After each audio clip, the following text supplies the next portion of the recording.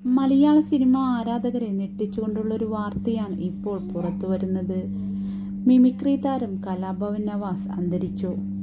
ചോറ്റാനിക്കരയിലെ ഒരു ഹോട്ടൽ മുറിയിൽ ജീവനറ്റ നിലയിൽ കണ്ടെത്തുകയായിരുന്നു.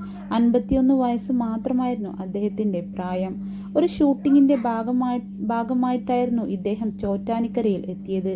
ഇന്ന് അവസാനത്തെ ദിവസമായിരുന്നു. ഇന്ന് റൂം വെക്കേറ്റ് ചെയ്യേണ്ട ദിവസമായിരുന്നു.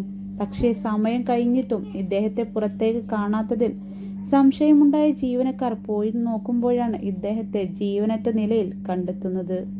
ഹൃദയാഘാതം ഉണ്ടായതാണ് കാരണം എന്നാണ് സംശയിക്കപ്പെടുന്നത്.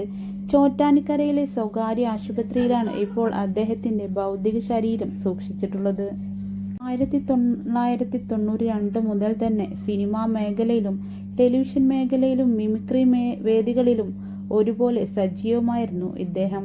ഇദ്ദേഹത്തെ കാണാൻ തുടങ്ങിയ നാൾ മുതൽ ഇദ്ദേഹം ഒരുപോലെ തന്നെയായിരുന്നു. ഇപ്പോഴും ചെറുപ്പം തുളുമ്പുന്ന ആ മുഖം. നിരവധി സിനിമകളിലും സീരിയലുകളിലും അഭിനയിച്ചിട്ടുണ്ട്. നല്ലൊരു ഗായകൻ കൂടിയായിരുന്നു നവാസ്.